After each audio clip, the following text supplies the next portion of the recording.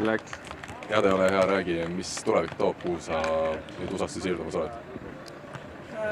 Lendan homme ära Oregoni ülikooli, et mängida nii saali kui randa siis ja õppida siis samaaegselt veel.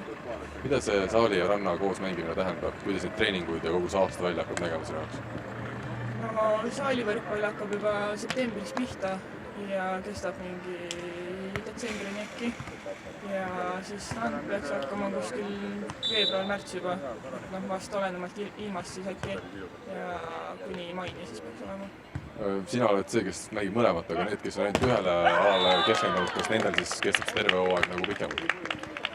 No nad arvatavasti, kes näiteks ainult saali mängivad, eks neil mingi paus tekib ikka, aga ma arvan, et nad kuskil seal märtsi ja seal poole peal hakkavad ikkagi jälle treenima. Et päris paljud ülikoolid USA-st käivad Euroopa tuuridel suvel, et saali siis mängida näiteks mõne naistekoondise vastu või mis iganes. Kummas sa nüüd ise ennast nagu tulevikus rohkem näed või see USA-sse siirdumine tähendabki seda, et sa alles nagu otsid seda oma õiget kohta? Pigem jah, ma otsisin ülikooliga ikkagi selle järgi, et kus saaks mõlemat siis mängida, et ma ei oska veel niimoodi paika plaani otseselt panna, et mida ma mängida otseselt tahaks. Kui tugev see ülikool on täna nii saalis kui rannas? Saalis on üpriski kõva, et top 10 ikkagi. Rannas võib-olla on natuke kehvem, aga see pole otseselt mingi näitaja, et peaasjalt mängida saan. Kas sa saalis need ennast nüüd sellel algaval ülikooli hooajal pigem nurgaründajana või diagonaalis? Ei oskagi öelda veel, et mul nii hoiatati juba ette, et ma paneks valmis nii mõlemad siis mängima. Et pigem on vist vaja diagonaali ikkagi seal praegu, et nurgaründajaid on rohkem, aga öeldi, et ma oleksin valmis ikkagi vastu võtma. Kui tähtis sinu jaoks ülikooli pool just õppimisalus on?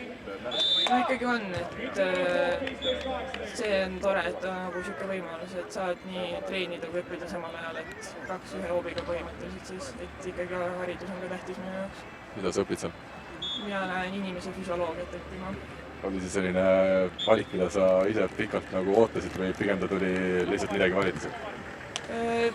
No kõik ülikoolid, kuhu ma nii-öelda kandideerisin või kellega ma kontaktis olin, et mind ikkagi huvitas pigem siuke meditsiiniline pool ja siuke, et valdkond oli igas kohas sama. Kas nüüd see, et sa ülikooli lähed ja Euroopa meistrivõistlustest teed eemale, oli sulle endale väga selline kurb otsus?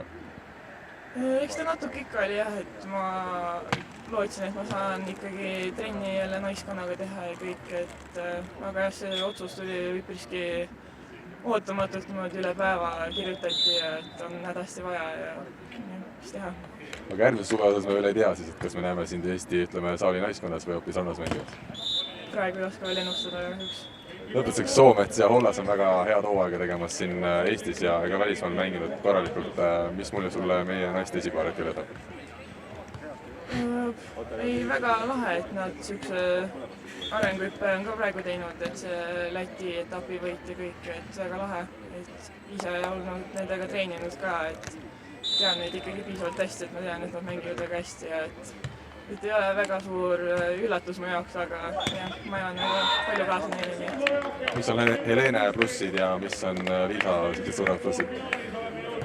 No Liisal on väga hea platsimäng, seda ma tean juba, et väga hea käega ja näeb seda platsi nii hästi, et kõik saad igale poole ja ma arvan, et Helenel ta on väga hea käega, kui tal hea tõsta ees on, et ma arvan, et Helene on pigem siuke ründav pool siis äkki nii-öelda. Aitäh! Super, tubli. Näe, aitaski välja.